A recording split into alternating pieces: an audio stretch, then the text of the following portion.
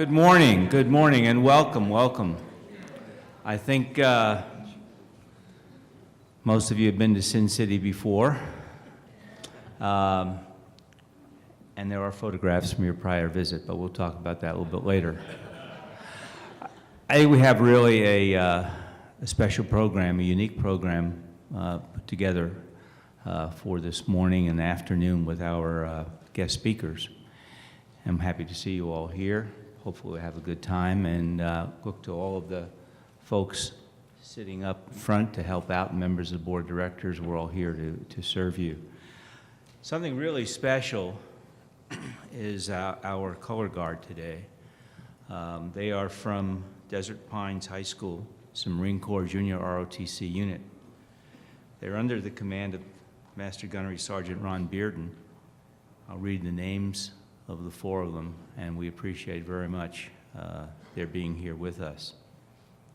Cadet First Lieutenant Vanessa Lax, Cadet Gunnery Sergeant Jesse Madrano, Cadet Staff Sergeant Kimberly Gaitron, and Cadet Sergeant Ramiro Mayorga.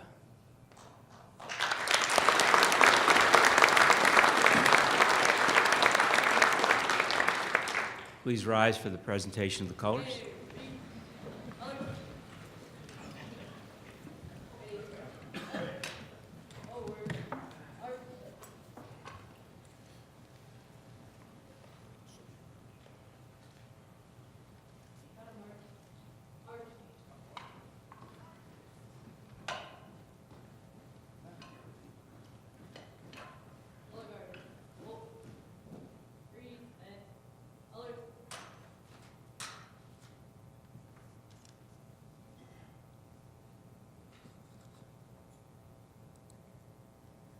Oh, say, can you see by the dawn's early light what so proudly we held at the twilight's last gleaming, whose broad stripes and bright stars through the perilous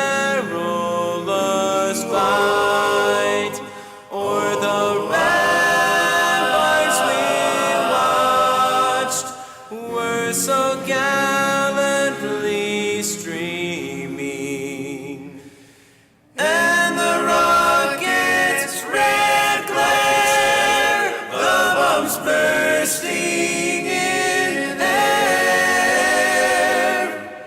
gave proof through the night that our flag was still there. Oh, say does that star-spangled banner yet wave o'er the land of the free and the home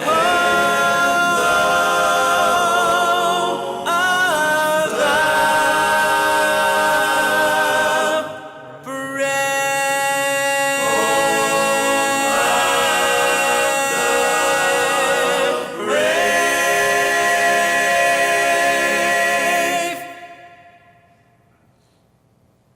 Thank you.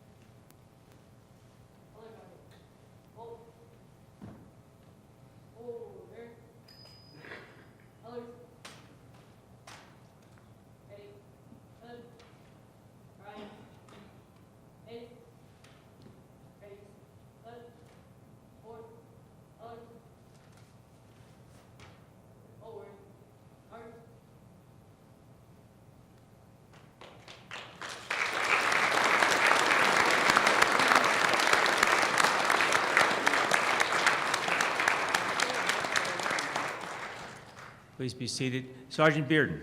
Could you please come up and say a few words about your unit and program?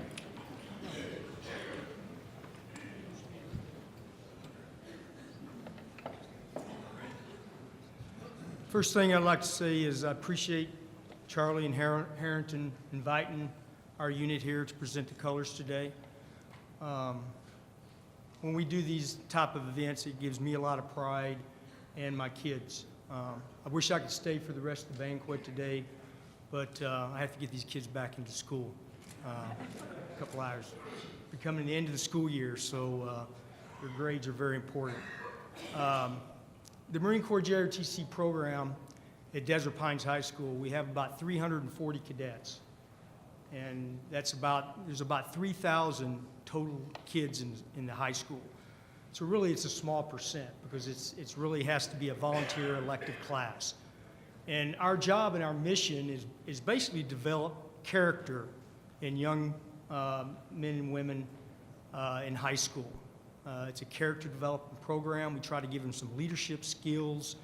We try to develop a sense of pride in their country, in patriotism, and hopefully give them some life skills so when they get into college or they go into the military, they're able to be successful. The school administration, of course, they love us there, but it's not their main priority. So there's a lot of difficulties and struggles in this particular area that we have to deal with. My particular high school is considered in the inner city portion of Las Vegas, so the economy is struggling, really is.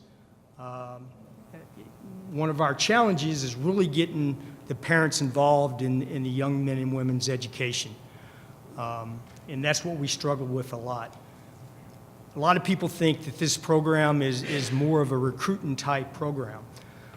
We actually only have probably 1% of our young men and women that qualify for the military and that go in.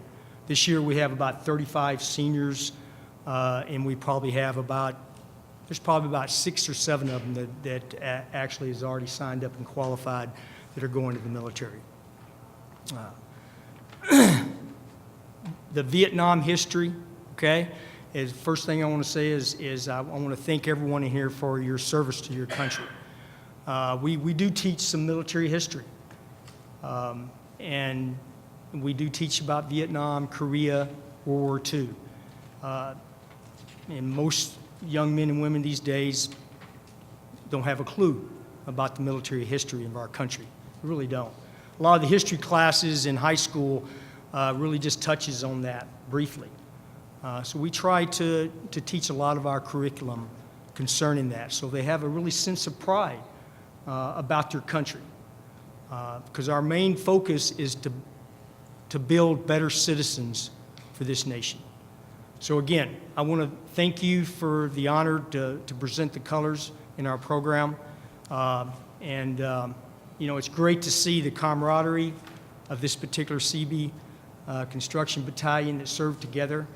And a lot of you known each other for years and years that you've served together. It's very uncommon in the military today that a unit will stay together for no more than maybe 2 or 3 years. Typically, I think when I did 2 deployments, I think the longest I stayed with a unit was probably 3 years before I moved on. I served 30 years in the United States Marine Corps, retired in 2011, and I'm still in uniform today. So I'll probably do this job for another 5 or 6 years and go find something else to do. But just to see the camaraderie of everybody in here is great. Great to see that. I haven't attended any type of reunions myself yet, maybe another 10 or 15 years. Maybe some of the units will call me up and say, hey, let's have a reunion in Vegas. But it's very uncommon these days. I think from the 60s and past, I mean, there's a lot of reunions, but units that served together in the 70s and 80s and 90s have yet to really have a lot of reunions yet. So, but again, thank you, Charlie. Thank you very much, sir. Not a problem. Appreciate it. Thanks, everybody.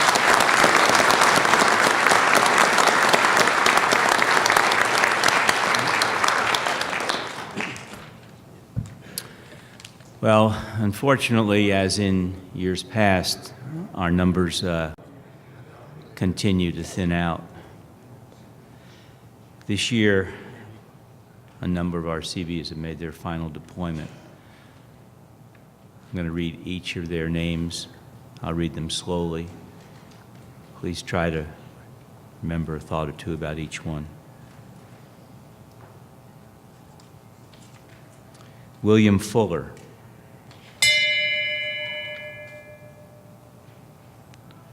William Heidacker.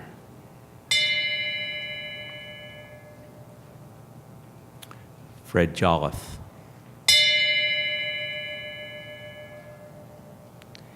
Danny Patton.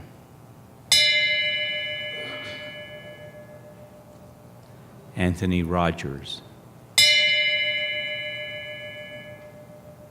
Raymond Vandenbroek. Roger Waite. These men with whom we had the privilege to serve, and others who've passed before them and that we don't even know about, will always have a special place in our hearts. Please remember that always.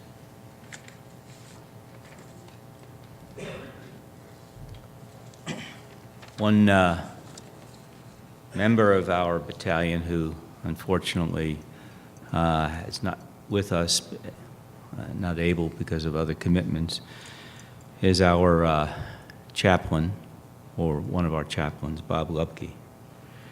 But as Chaplain Lubke has done in the past, he provided an invocation, which I will read. Please rise. Please take off your caps.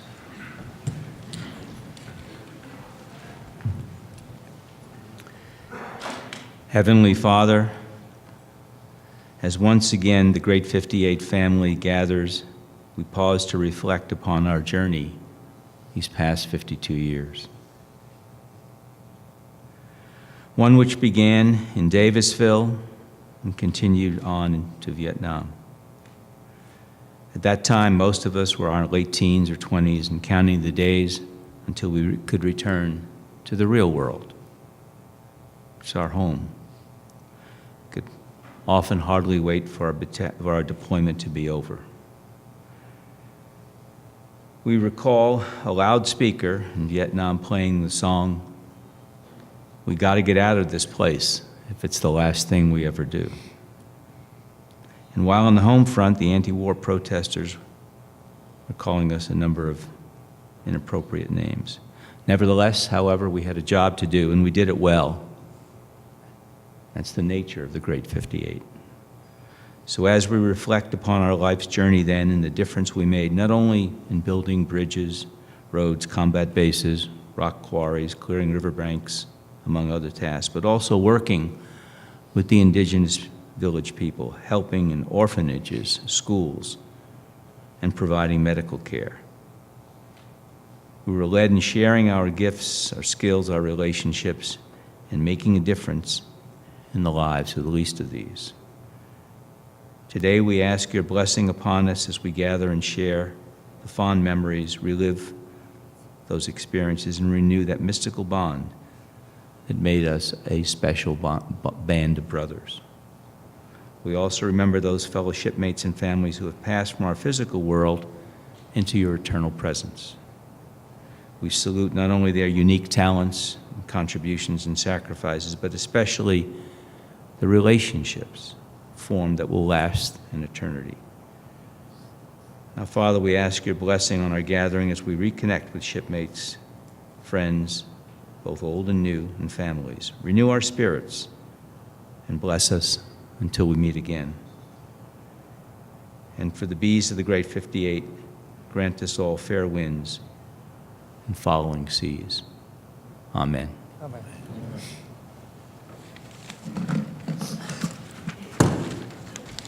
Please take your seats.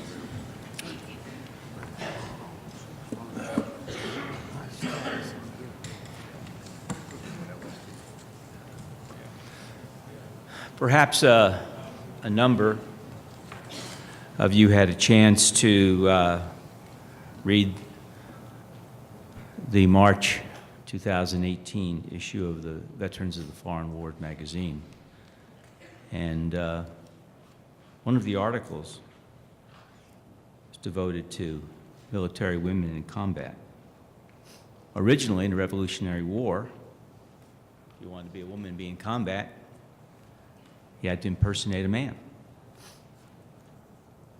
Deborah Sampson became Robert Shirtcliffe. Lucy Brewer was George Baker. We, of course, all remember from our school days Molly Pitcher. She was born Mary Hayes Macaulay. Dorothea Dix started the Nurse Corps. Clara Barton, the Red Cross. Moving to more recent times, the first Civil Engineer Corps officer was Ensign Kathleen Lux. First female CB was CN Carmela Jones. Well, we've continued on and made a great step forward. Thank you. Made a great step forward with our guest speaker today, and we're honored and privileged to have Catherine Donovan as our guest speaker. She retired earlier in mid of last year after 30 years of service. Captain Donovan has a mechanical engineering degree from the Naval Academy, an MBA from the University of West Florida, Masters of Engineering from George Washington. Her public works and contracting tours include service Pensacola, Florida, Subic Bay, Meridian, Mississippi, and Washington, D.C. Operational tours include officer in charge, Construction Battalion, Unit 402 in Pensacola, 2nd Brigade, Little Beat Creek, Virginia, Operations Officer, Naval Mobile Construction Battalion 7 in Gulfport. Staff tours include Junior Officer Detailer in the White House, as a White House Fellow, OpNav, and Director of Naval Staff Action. It kind of goes on and on. As a member of a military family, you ladies should know that she outranks her husband.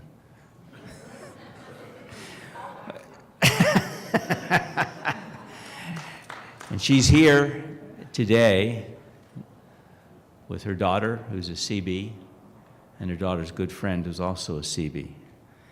Please rise and welcome Catherine Donovan. We're privileged to have you. Thank you so much. Thank you.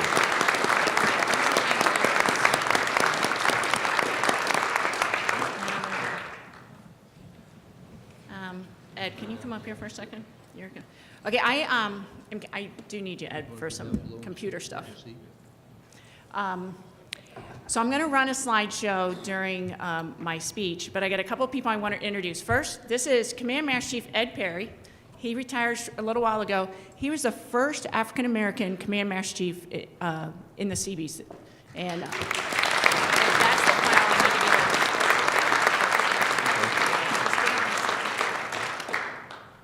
I didn't need you after all.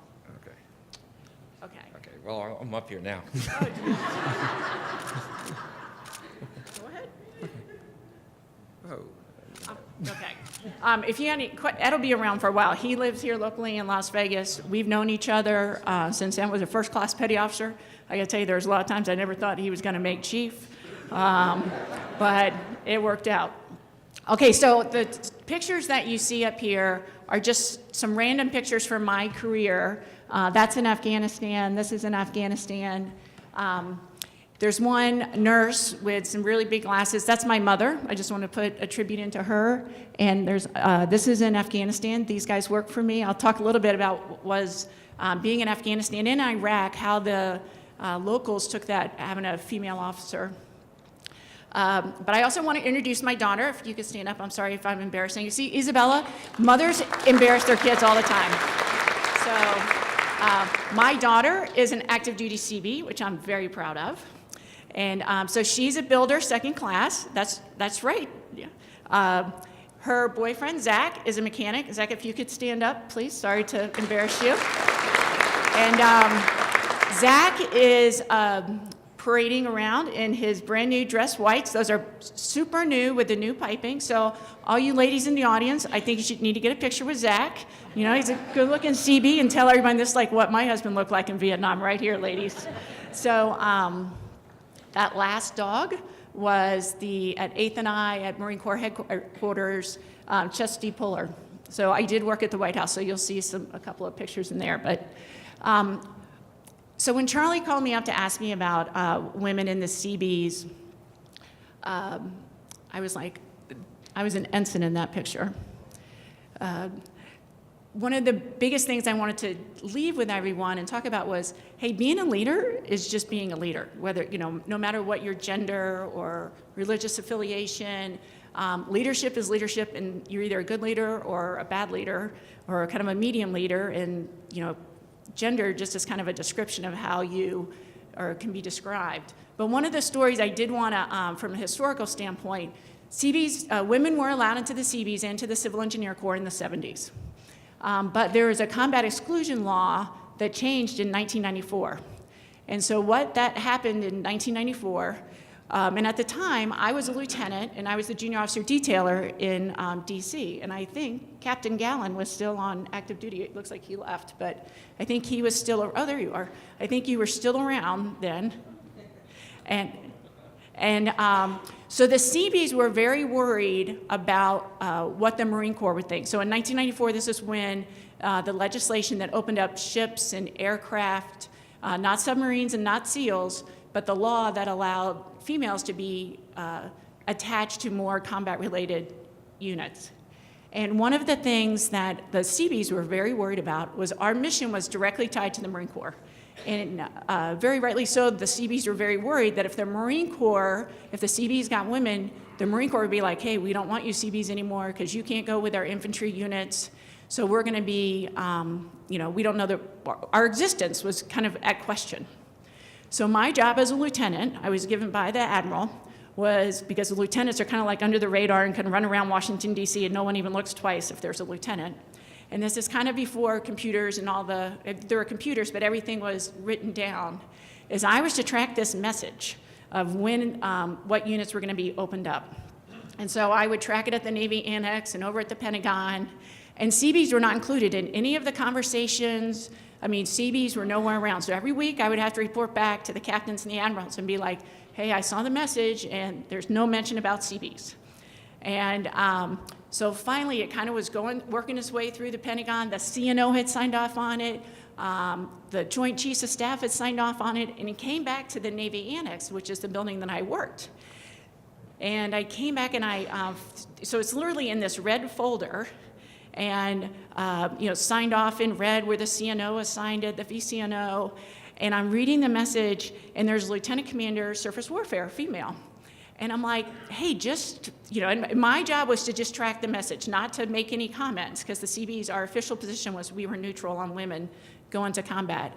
And I was like, hey, why are there no CBs? I was asking the lieutenant commander. She goes, well, I was stationed in Sigonella.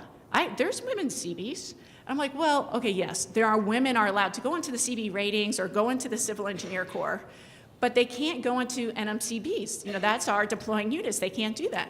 And the lady's like, well, I had no idea. She's like, well, just add it to the message. And I just looked at her. So I'm a lieutenant, and I have orders from the chief to do kind of, you know, not do anything, just track this message. I'm like, are you serious? She goes, hey, this message is going out tonight. And so I literally, there's a yeoman, YN3, for a secretary sitting there kind of typing it up at active duty military.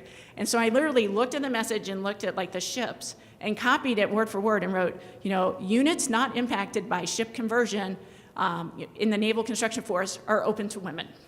And I wrote that, the yeoman typed in the computer. I hauled ass back to my captain. And I'm like, you better call the admiral right now, because I think CBs just got put into this message. And they're like, okay, yeah, whatever, Lieutenant, we don't believe you. And I'm like, no, seriously, the YN3 was at the computer typing up this message, and I just added this because the lieutenant commander thought that there were women in CBs. And I explained to her, but they're not in Naval Mobile Construction Battalions. And so my captain didn't call anybody. So the next day, what hits the message board in the morning is the new combat exclusion rules and what units are going to be opened up to women. Aircraft carriers, ships, CBs, Naval Mobile Construction Battalions. And all of the senior officers were like, how did this happen? They're like, get Lieutenant Allen on the phone. I'm like, hey, I told you guys that we put that in there. And, but one of the things is, there are not that many women still in the CBs, and back in '94 there weren't that many either. And a lot of that is not so much the CBs as it is for myself. I was the 6th woman to be promoted to captain in the Civil Engineer Corps, like in the history of the Navy, which you would think like, wow, 6, that's not very many that have made it to captain. And I don't know that that says so much about the Civil Engineer Corps as it does just females that graduated from high school in the 80s, went to college, got an engineering degree, which there's not that many women going to get engineering degrees. So Isabella, if you're thinking about it, no? Okay, well, I'll try and change your mind by the end of the thing. But, there's not that many women that get engineering degrees, and then to join the military, and then to stay for so long. Of engineering graduates at colleges, it used to be about 8%, and now we're up to like 12% of engineering graduates are women. Those are very highly sought after graduates for diversity, not just from the military, but from all construction industry, Boeing wants them. Every industry wants female engineers. And then there's also women in the construction, that are mechanics or builders. There's not a lot of women that are interested in doing construction as their full-time job, for whatever reason. And so when we first started sending women to battalions in '94, we honestly did not have that many numbers. So the rule was we would send 1 officer, and we would send 1 chief, petty officer. And especially on the officers and in some of the chiefs, we barely had enough. At the time, we had 8 battalions. We barely had enough to cover those the NMCBs. What we ended up having to do, and Charlie will like this, is we ended up going to getting female doctors and dentists, and we ended up getting corpsmen, and we ended up getting yeomen, supply corps guys and gals. That was how we were able to get our numbers, because we just didn't have as many women to fill the ranks as we needed to. And it's kind of sad to say, but 30 years later, the amount of women, in the enlisted CBs, I just talked to the Force Master Chief last week, we're now at 11%. And we're so excited that we're at 11% for enlisted. And on the officer side, we're at about 13%. But we barely maintain over 10%. On the enlisted side, if we can get a female to re-enlist, usually if we can get her to re-enlist, we can get her to stay to 10, and then sometimes they'll stay to 20. But both on the enlisted and the officer side, we have a tough time keeping females past 20 years, because depending on your age, if you came in at 18, then you're 38, and if you're married and have kids, it's just very hard to balance a family, whether you're male or female in the military, and having kids.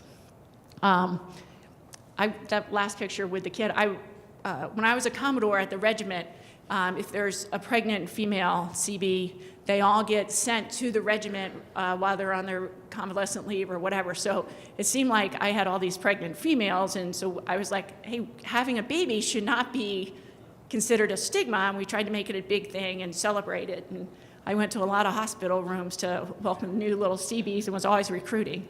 That was the vice, this is on effects in '98. And the last picture, that was the First Lady of Honduras. I was in Honduras after Hurricane Mitch in 1998. So that's in Afghanistan. I was just so excited to still be running in the heat. Does anybody have any questions so far?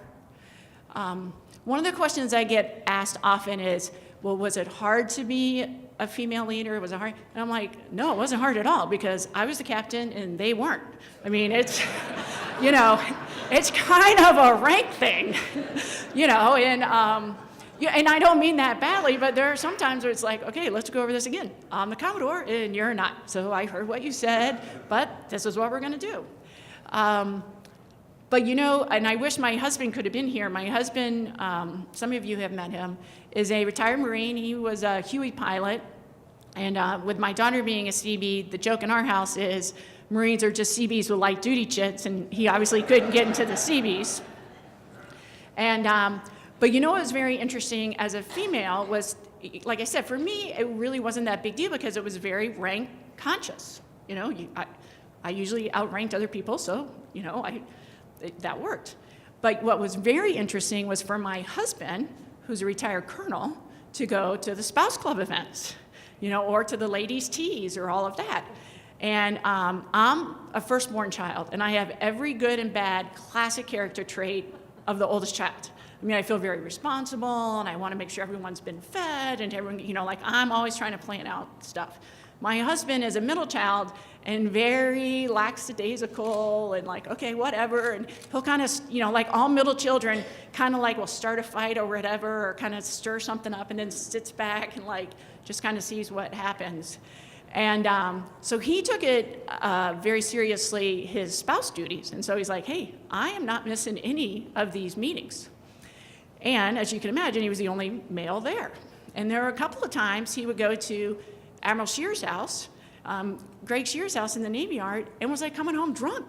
I'm like, the captain's husband cannot come home drunk from the wives' club meeting. And I'm like, what are you doing there? And he's like, you know, hey, you know, he gives the whole CB salute. It's not my fault, you know. That's, you know, it's me and all these 30 women, and they all want to get me a beer. You know, what am I supposed to do? Say no? So every time some lady offers me a beer, I take it. And I'm like, okay. But there were several times, that was in Afghanistan. There were several times that, and this is actually Marvin Shields' widow and her husband, and the other person was Vince Conti, who was the JG that did the Marvin Shields investigation. And Joan, her name is now Bennett, but Marvin Shields' widow, that was the first time she had been to the Vietnam Wall. I took her, that was maybe 2 or 3 years ago. That last little boy, his name is Sam Burns, he has progeria. So he was the ring boy in my wedding. And that last one was the Old Greens, obviously. But so my husband actually has kind of had a little different role because some of the ladies didn't know how to take a guy coming to all this spouse club things. And it used to be for the longest time the wives club, but about the late 90s, kind of middle 2000s, it's changed to the spouse club. And that's my daughter in the front. She was a squad leader. And that's my mother, who was a nurse, Air Force nurse, and was with the Cuban Missile Crisis and flew down to Cuba a couple of times. And that's my handsome husband, the tall, bald guy. The other short, bald guy is Emma Montoya. That's me at a pie in the face contest in Afghanistan. That's a basketball game in Afghanistan. But there was one time when I was in Iraq, I went as an individual augment, which meant that it was something that happened a lot in Vietnam where people went over as individuals and then formed a unit. And it didn't work very well in Vietnam, and it didn't work very well in Iraq either. It was a lesson that we had thought we had learned from the Vietnam era, but basically the Army ran out of troops, and so the Navy kind of signed up to say, hey, what can I do to help? And I was in charge of a prison, not Abu Ghraib, but a prison in Iraq, and it was called Camp Bucca. So I was the CO.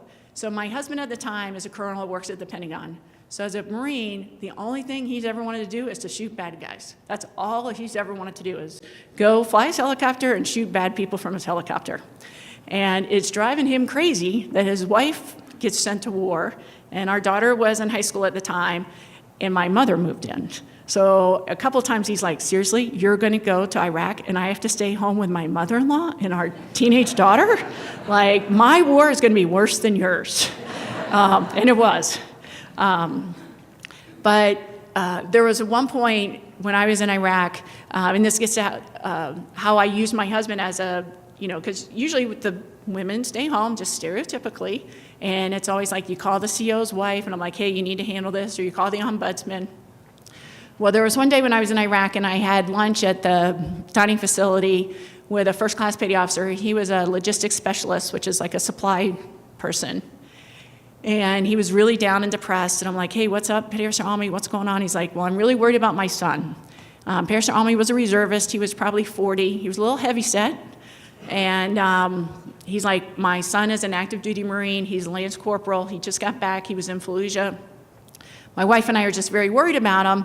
He had all the red flags. He wasn't talking. He was drinking all the time. He was very angry. He bought a motorcycle. I mean, it was like red flag, red flag. He saw his squad leader get killed and just wasn't really, was really, really withdrawn. And my petty officer on me is telling me, hey, I'm just really worried. My wife and I can't seem to reach him. We just don't know what to do. And, so we're in the middle of Iraq. I'm worried about one of my troops. And as all of you know, when you're deployed, if someone's worried about somebody at home, they're not going to be the best troop for you on that deployment. So I called my husband, and I'm like, hey, because he was always like, hey, I'm working in the Pentagon, and you're doing all this cool stuff in Iraq. And I'm like, okay, Derek, I have this great job for you. I need some help with Parachute Almy's son. He's a Lance Corporal. And he's like, what? And I'm like, okay, I want you to call this Lance Corporal and check in on him. And he's like, you're a knucklehead. He's like, what Lance Corporal wants to talk to a Marine Corps Colonel? He's like, none of them. I'm like, well, you're not calling as a Marine Corps Colonel. You're calling as his dad's commanding officer's husband. Like, you're not and he's like, I am a colonel once and all the time. And I'm like, nope, you're calling as the husband, as the CO's wife. So finally, after back and forth, my husband finally gets a hold of Lance Corporal Almy and on the phone and is like, hey, Lance Corporal, I'm sure you don't want to talk to a colonel, but I'm really kind of doing this for my wife, and, your dad's really worried about you, and, everything's, he's not fighting that well, or, his head's not in the game because of you. And he's like, well, Colonel, maybe you'll understand because you're a Marine. He's like, I just have no one to talk to. He goes, but maybe you'll get this. He goes, I just feel like I'm a really bad Marine. I'm 22. I'm in good shape. I was in Fallujah. I feel like I wasn't a good enough Marine because, my squad leader got killed. And, my dad's an old guy at 40. At 22, you think 40's old. It's really not. My dad's an old guy. He's fat. He can't do anything. And if I knew, if he's going to, I just feel like if I had been a better Marine, my dad would not have had to go to Iraq. And my husband was like, Parachute Almy, how do you think I feel? I'm a colonel, helicopter pilot. I work in the Marine Corps. I work at headquarters Marine Corps, and my wife went to war. Like, how do you think I feel? And this Lance Corporal was like, oh my gosh. He's like, Colonel, you're a shittier Marine than I am.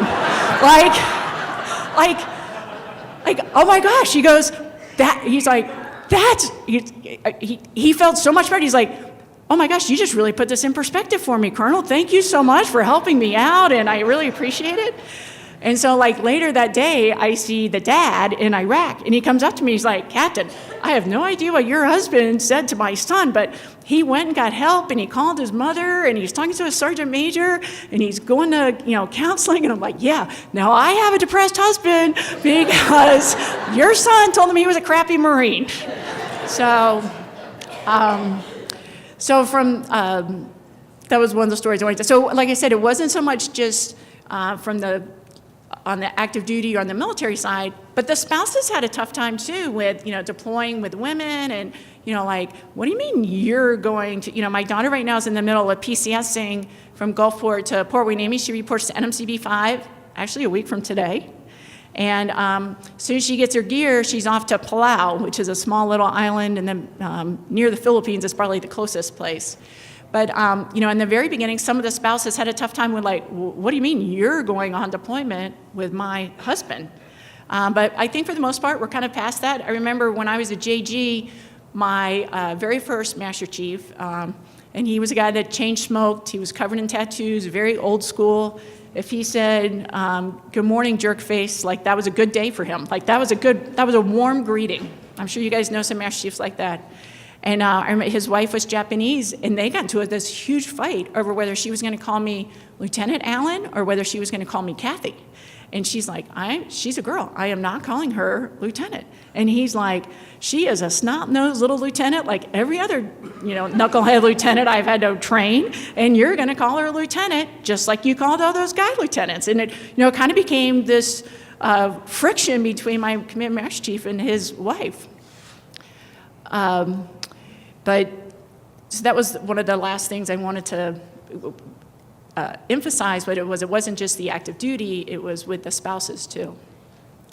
And then, any other questions? Now, Charlie told me you guys were going to have a lot of questions, so I was really, no? Yes, Jamie. I'll ask a question.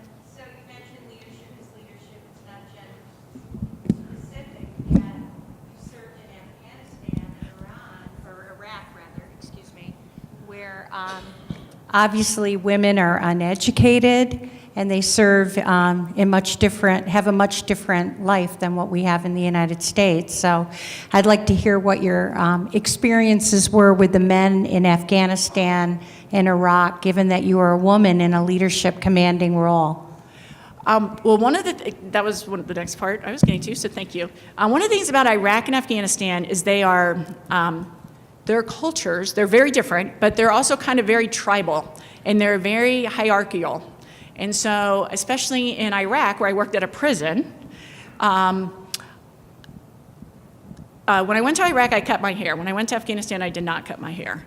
And because I remember going to Iraq and there was all this talk of chemical weapons, and I was like, okay, I don't want to be like, hey, can you just wait a second while I braid my hair so I can put my gas mask on and get set? So I cut my hair going to Iraq, and when I was there, and so obviously most of the male Iraqis I dealt with, probably 80% were detainees. To give them, if you look up Camp Bucca on Google, it's the prison where ISIS started. We had over 25,000 folks, and to give them credit, about a third of them were completely innocent. The Marines would go in, and they were just living in a bad neighborhood, and the Marines took all the males over 16 and loaded them up. A third of them were, they did something, they set an IED, they were kind of like gang-like petty criminals.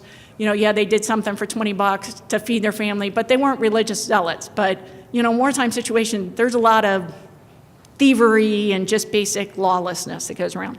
And then a third of them were complete zealots, so that, they wanted to kill you, your family, and everyone else. And so what we tried to do in the prison was, kind of separate them out, because what you don't want is the really radical folks to take the completely innocent folks and turn them, would be like, oh yeah, in those societies, they are very male-dominated, and it's like, hey, the Americans are holding you, who's at home taking care of your wife or your sister or your kids? So the Navy, of course, the Air Force and the Navy were the guards. Of course, the Navy got the really bad guys. The Air Force got the really easy, pretty much innocent guys. And, but with we called them red detainees, it was interesting because they viewed me more as a commander. I mean, it was a much more of a rank thing for them. And I think as a female, with them and then also with active duty, I think as a female sometimes, and this is more our society, talking active, I could like chew someone's ass out and then kind of go back and say something motivational, and it wasn't, I think it was forgotten sooner by the male, whereas I think if a male chewed out another male, sometimes it was hard for them to kind of get past that and move on. In Iraq, I was kind of just viewed as a rank, and it really didn't matter if I was a female or not, I was kind of a rank. Now, in Afghanistan, where I had Afghanistan's working for me, as a Commodore, I had Army, Navy, Air Force, but then I also have Afghan soldiers, and there's a couple of pictures in here with the Afghan generals. In Afghanistan, they viewed me as like a third gender. There's like male, female, and there's like U.S. women, military. You were almost like an alien being. They didn't know how to treat you. And, they were very respectful, but it was just completely unheard of. So I was never treated disrespectfully. But you got to remember, I was a commander in Iraq and a captain in Afghanistan, and there weren't that many captains in general. And then they, especially in Afghanistan and when I was in a purely CB role, just like in Vietnam, everybody wants the CBs. So in Afghanistan, all of the Afghan tribal leaders wanted to meet me, like, because we could do water wells, or we could do, so you're super popular as a captain, and then they're like, oh, she's a female, like you could hear them talking, I could figure out the word for Afghan for Pashtun for female, and it kind of would go around very quickly, but they would overlook that as long as I could do a water well. I think, for my daughter who's at E5, it's probably a little bit different, but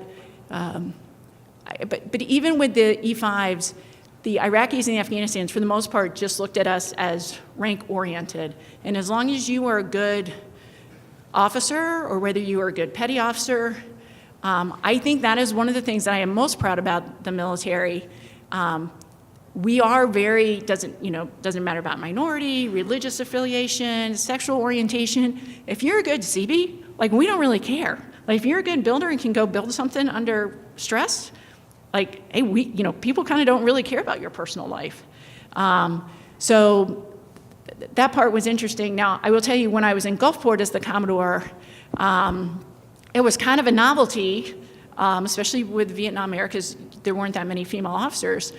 I got invited to stuff all the time, and I would, the spouses would be, the wives would be like, can you order my husband to do something? Can you take a picture?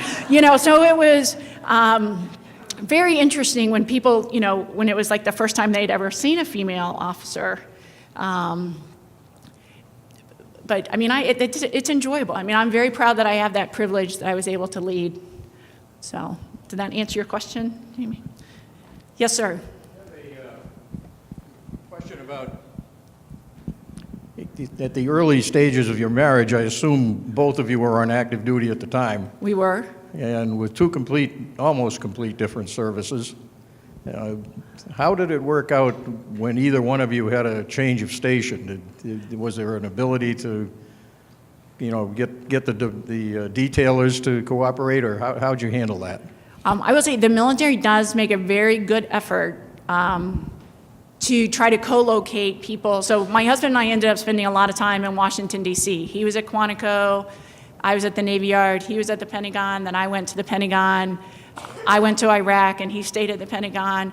But for the most part, no matter what the rank, and kind of no matter what the rating, the Navy is so, I don't want to say desperate, but we're very eager to keep any minority and any of our service members, that we really make an effort to do co-location. So, that means maybe someone's stationed at Camp Pendleton and someone's stationed in San Diego, and you might have a little bit of a drive, but we try and get people close together.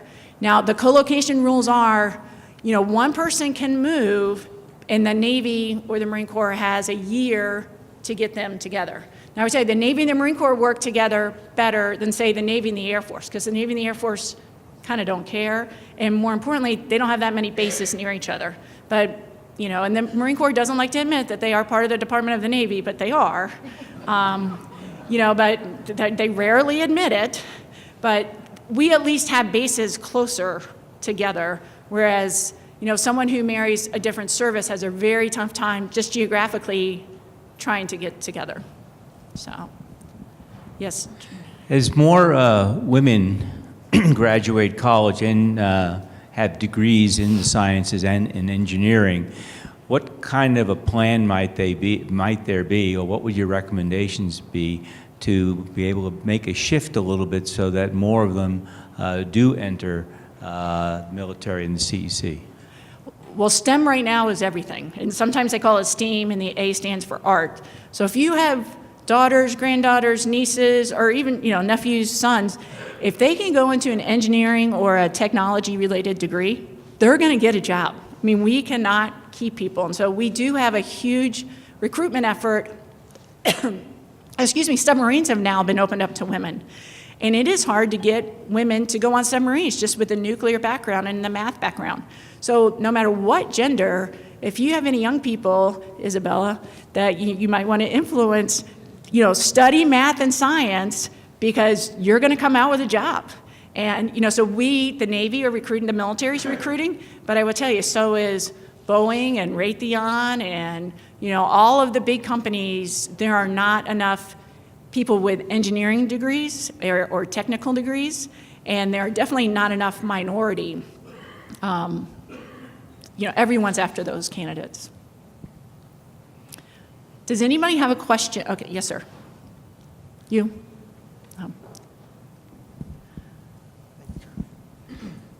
I assume you were when you were on deployment, you didn't have your daughter or your family with you. How did you manage being away from family, not having family with you on deployment?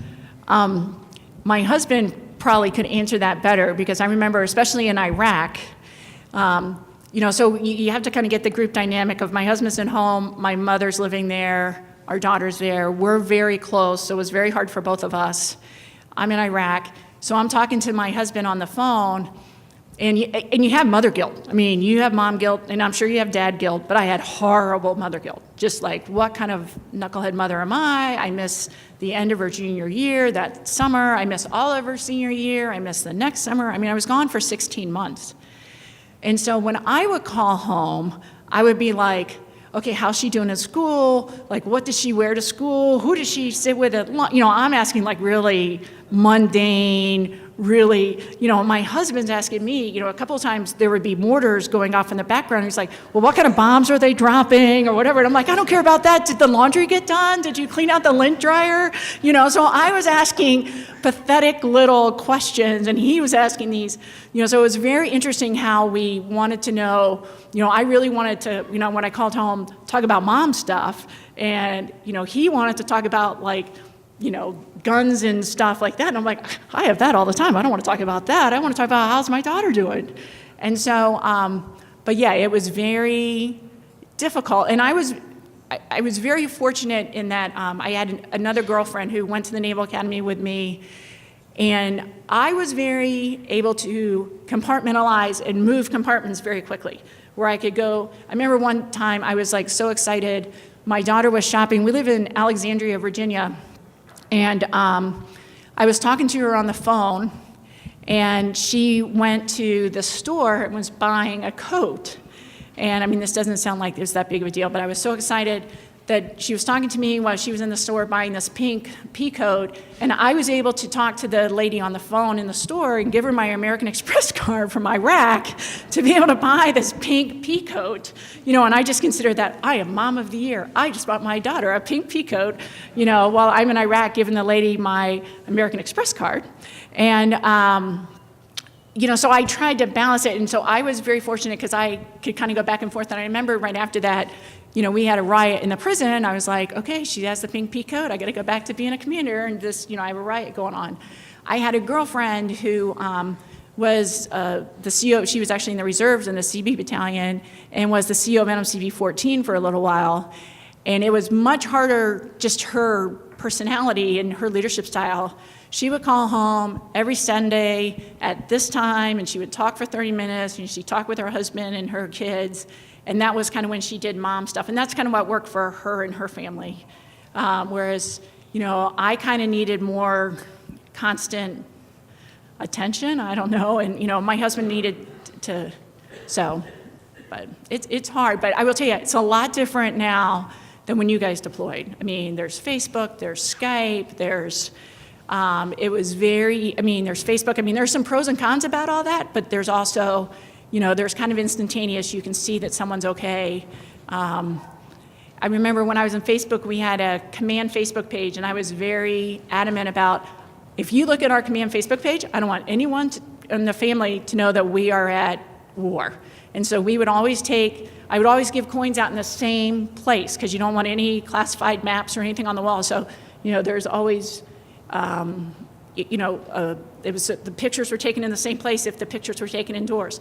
Or we would put sports photos, or, this is, giving out coins or someone re-enlisted. That was a re-enlistment on the back of an aircraft. I was like, hey, we're only putting happy stuff on here. When your kid's at war, you don't need to worry mom and dad or their spouses or their kids that, that, hey, your parent or sibling or whatever might die today. I mean, that's really, and people ask sometimes, hey, how is it deploying with a daughter or with a kid? And I'm like, it's never easy to deploy with a kid. In high school, when I deployed, my daughter was in high school, and it was just very hard because, she's watching the evening news and seeing people get blown up, and you're trying to explain, hey, that's, she knows what's going on, whereas if they're super young, they may not remember it, but you feel kind of bad because you're not there. There's really no good age to leave them. That was Thanksgiving in Iraq. So, any other questions? Any questions for my daughter or Zach or Master Chief Perry? Yes, ma'am. This is for you. Okay. When you got home from overseas, after you'd been gone, who ranked in the household? I mean, he's been there, you've been gone, that's his deal? Because my husband works away from home all the time. He's a boss, and he's been a boss for a long time, even when he shouldn't be. But I let him know when he comes home, because I've been running that household, that I'm the CEO there. So how did you all do that since you're... Right. So that's a great question, and thank God I married well. So when I came home from Iraq, I mean, having been gone for 16 months, and it was very violent, I mean, I had PTSD. I mean, if you're gone to war, I mean, maybe if you did, customs in Kuwait, but if you are in a wartime situation and you see bad things happen and you're not impacted, you're kind of more screwed up than the average person. So I came back and was like, I'm sitting in my living room on the couch with my husband and my daughter and my dog, and I'm not going anywhere, And so I kind of let, he kind of kept paying the bills and all of that stuff. But this will embarrass my daughter. So Isabella, sorry to keep picking on you, but like parents, even when you're 28, your parents will still embarrass you. But I can remember one time, and so my daughter's in high school, and I was just very irritable when I got back, and just very, you kind of sit there, and I remember being at Safeway, and this lady was checking out in front of me, and she was complaining about, I'd probably only been home like a week, and she was complaining about, like a coupon or something. And I'm like, there are people getting killed in Iraq. Who cares about your stupid coupon for green beans? No one cares, lady. And I just left my stuff and walked out of the store. And so one time I just was very irritable because, you go from dealing with life or death, and I took that, as any CEO should, you take that very seriously, because if you make a dumb decision, someone's kid's dead, and, war is a horrible thing, and, some of it's luck, but, a decent amount of it is preparation and making smart decisions and all of that. So, you just kind of have that stress and you're on alert all the time. And especially in a prison, one of the things was, the prison never stops. They would, so you're on alert and you're kind of tense all the time. And I remember my daughter one time, I said something to her, and I don't even remember what it was, but she just turned around, as kind of all teenagers can. She's like, do not be using your Navy voice on me, Mom. You're at home now. You're not in Iraq. And, so that kind of put me, that kind of struck a nerve with me in a good way and kind of put me in my place. But it is, I will tell you, I think when I came home from Iraq, I was so tired of being in charge. I just wanted to shrink into myself and didn't really care. When I came home from Afghanistan, I was only gone 8 months, and it wasn't nearly as violent. And then my husband and I did have a little bit of control issues of, who's going to be home and who's going to, although we've kind of got a good, I'm a horrible cook, so he's got the kitchen, I clean up, so we do have a pretty good division of labor there. But yeah, that's still an issue that families deal with. Who's going to be in charge. So, any other questions? Any questions for my daughter or Zach or Master Ferry? Yes, ma'am. There were a lot of pictures that had dogs. What? Were there dogs everywhere? Okay, so when I was in Afghanistan, that's in Honduras, but the explosive smelling dogs fell underneath the CBs. How? I have no idea. So that was in Rota, Spain. But this is at the decommissioning of 74. That's my daughter on this right side. So the dogs were sniffing, smelling dogs. And for some reason, they worked for me. I knew nothing about working dogs, but they found them underneath the engineers. But one of the things that when you are over there, and I had read some of this after I came back from Iraq, was having dogs around, especially folks that are missing their kids or whatever, so therapeutic. So therapeutic. And, so these are bomb-sniffing dogs. So they're not mean dogs. They just got really good noses, and they want, so one of the things that we did, that was me re-enlisting my daughter, was we would bring the dogs around to hang out with the troops sometimes. It was good for the dogs, and it was really, really good for the troops. I mean, you just, dogs are just very healing. There's one picture in here where there's, I'm holding a Boston Terrier, and then there's 2 other Boston Terriers. The Boston Terrier is my daughter's dog, and I'm re-enlisting equipment officer, an EO1, like a truck driver, and she had Boston Terriers, and so she and her husband are standing there with their 2 Boston Terriers because they wanted to have the Boston Terriers at the re-enlistment. So I have tried, and this is kind of my personality. If something's really important to someone, whether it's their dog or their mother or basketball, I have tried very hard to have that, you know, for them to be true to themselves and that to stay part of it. So there's one picture with basketball where I'm like, oh, that one, where I'm high-fiving the guy. So one of the best motivational things I ever did in Afghanistan, which didn't take a lot of effort on my part, was I went to the Naval Academy, and David Robinson, who played for the San Antonio Spurs, was my classmate. And actually, if you didn't know, David Robinson was a Civil Engineer Corps officer.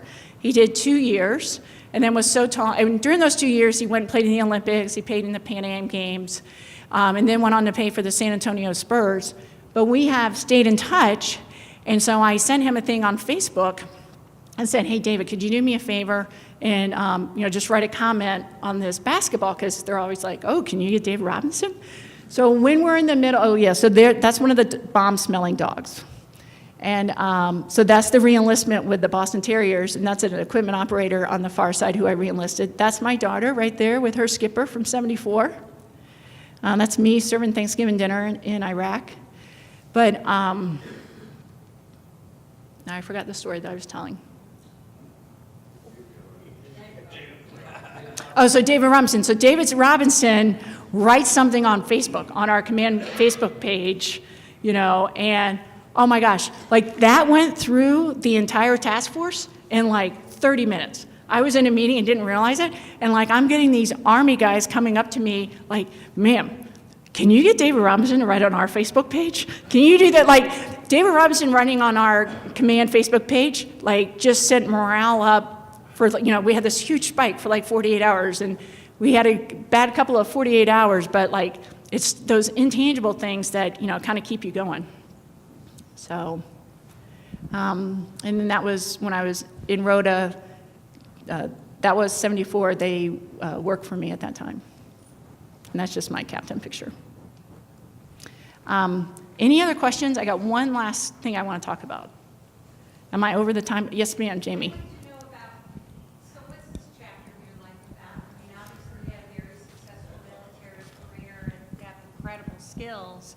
Are you using those in the private sector in a philanthropic way? What are you doing now? So I retired last June, and my husband and I went on our bucket list. We went on a Danube riverboat cruise from Budapest to Bucharest and had a great time. And then we drove around the country and visited family. My mother had her hip replaced. I was able to spend 3 weeks with her. Our daughter is down in Gulfport. She had to go up to Camp Shelby for some field exercises as an instructor. So we were able to go down there. She now has 3 Boston Terriers. So we were babysitting our grand dogs. And then came back in September, and I have we have a 30-year-old nephew who had a couple DUI issues and needed a little direction, so he moved in with us. So we had our nephew and the dogs. We have a 10-year-old that we kind of help out who lives nearby in some housing projects, and we help him kind of get through 5th grade. The only real work-related thing that I've done is my husband and I both just got nominated to be on the CB Historical Foundation as board members. So I was talking with Doug about your next reunion in Gulfport and was going to help him out with that. And I talked to Jim Burns, I don't see you, but I talked to Jim earlier about some ideas for the Historical Association. So if you guys have any comments that you want me to take, the next board meeting is in August, but we have monthly phone calls. Please give me a shout, because you're the folks that the CB Historical Foundation wants to appeal to. One of the big things that SHF did was building the museums. Like, okay, we built the museum, what are we going to do next? But I have found that retired life is pretty busy. But I'm enjoying it. So I flew out, and this worked out where I was able to fly out for this and meet up with my daughter. She's driving cross country. I fly out tomorrow. I'm the guest speaker at the Commodore's retirement in Gulfport on Friday. And on Saturday is the All-CB reunion in Gulfport. And I'm the guest speaker there, too. So I'm kind of on this little speaking engagement tour right now. But I'm looking forward to getting back home. And like I said, we'll have our 3 dogs while Emily's in Palau. She's going to be the AOIC of that debt until September, October timeframe. So I haven't missed working yet, if that answered it. Yes, sir. Is there a museum in Gulfport? There is a museum in Gulfport, but the people in Gulfport would tell you that museum is too fancy of a word. It's more of like a big room with some stuff. So, right. Right. And he says you really don't want to go there. So there is kind of still this rivalry between Gulfport and Port Hueneme. And as far as the museum goes. Now, with 9/11, a bunch of things have changed. In Port Hueneme, just how it's geographically shaped, you can get to the museum, the public can get to the museum without going on the base. The problem in Gulfport is to get to the museum, which is really a room maybe the size of like one block of tables here, that has some very cool stuff, and they put a lot of effort into it. But you got to get on base. So you have to go through all of the, and it's after 9/11 for very good reasons. It's tougher to get on bases these days. And they don't have the same amount of stuff. And to be brutally honest, the CB Historical Foundation ran out of money. They wanted to build something else, but museums are expensive. So unless anyone wants to donate a lot of money, we could, build one in Gulfport. But it's not bad, but it's not as good as Hueneme. Thank you. I will give one quick advertisement, though. They have a memorial, so there's bricks that they sell. And there's also, have you guys seen the 75th painting? Have you seen pictures of that? There's a James Dietz, who's a very famous artist. He mostly does special forces. He did a picture in honor of the 75th, and it kind of starts on one side. I have a picture in a program up here. It's a very neat painting. Starts on one side where it has 1942 and kind of goes through World War II and all the different uniforms and goes to Vietnam. The guy in Vietnam that represents your era is shirtless and looks like all of you guys did, I'm sure, at 25, very ripped and cut, like he could have been on the front of Men's Health magazine. And then it goes across, through Desert Shield, Desert Storm, and then has a female CB later on, and then a diver. So it kind of goes from 1942 to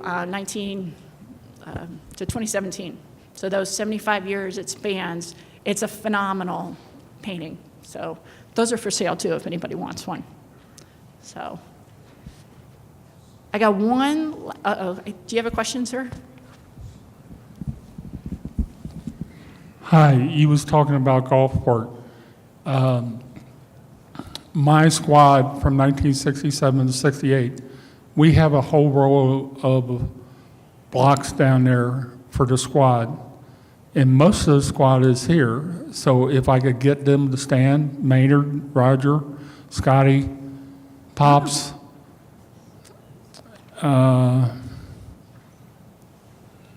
quite a few of us are here. And Dave is up there, So where is this box?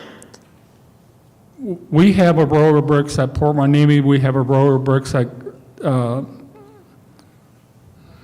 Gulfport. And we have a plaque up in Davisville. Okay. With our squad names on the bricks and on the plaque up in Davisville. So evidently we do support, the museums, and we appreciate them because some of us guys won't be around much longer to, be able to tell our own stories. But luckily, we got people like you who can. Thank you very much. You're welcome. I got one more comment. I got one more thing, Charlie. I'll be really quick.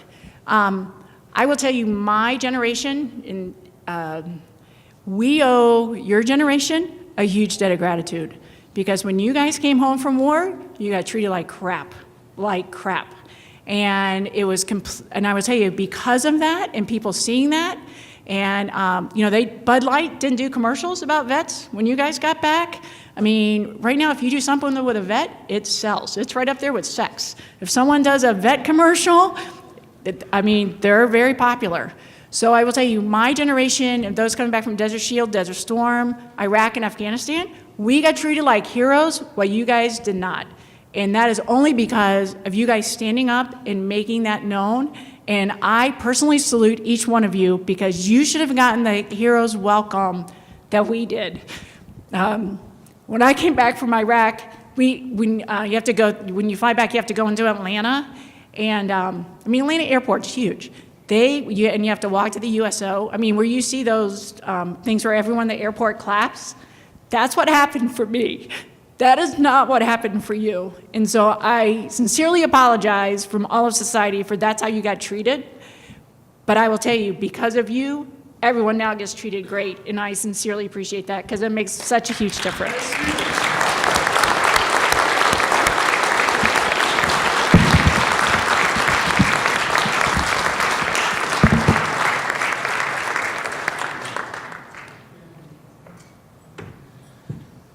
Wow. Thank you so very, very much. We've done these for a number of years now, and never, Captain Donovan, have we had the amount of interest in questions and everything else. So not only in all of your former, if I use that word, professional life, but in the new version with all the speaking, I think we can all understand why Captain Donovan is a much sought-after speaker. Just thank you so very, very much.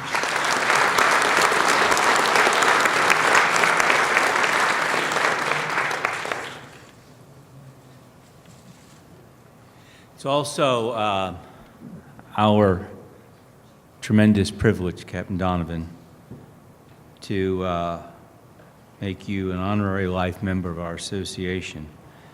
And the plaque here I will read. Please come up, Catherine. The Board of Directors of Naval Mobile Construction Battalion 58 Association takes great pleasure in presenting honorary life membership of the United States Naval Mobile Construction Battalion 58 Association to Catherine A. Donovan, Captain CEC, United States Navy, retired. In many ways, your list of groundbreaking accomplishments in both the public and private arenas are of the type and magnitude that most can only dream of, and truly embody the can-do spirit for which the Seabees are famous. Your unique contribution to our 15th annual reunion helped assure that it was successful. The award of honorary life memberships makes you part of the family of the Great 58 and entitles you to all the rights and privileges pertaining thereto. Captain Donovan, thank you so very much. Thank you.